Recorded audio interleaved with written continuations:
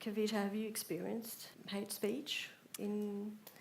Directed at me, Yes. personally? I mean, yeah, I was working as a freelancer for quite a while, and one of the things that obviously the media also needs is there's a move towards a lot of identity kind of stories and stories about personal lives.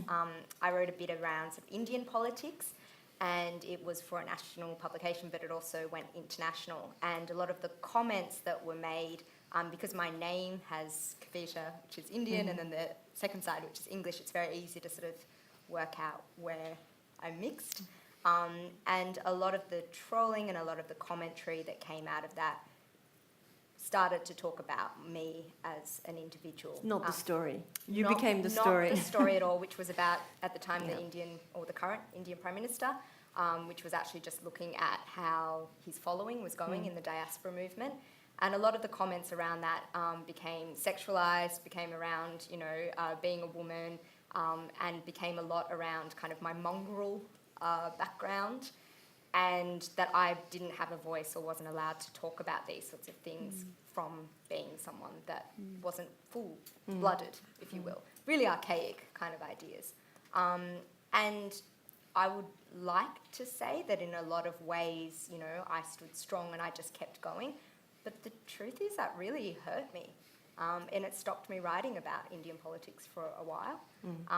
And I did sort of wonder about how much we now put ourselves as individuals on the line, especially when you're freelancing or you're working without the safety of organisations, but to support you. And it's also a lot of the time what organisations or media outlets want. It gets a lot of clickbait. It gets a lot of commentary, but it is pulling in your own identity into that story. And obviously The Guardian did that amazing piece sort of earlier this year around actually like the comment section.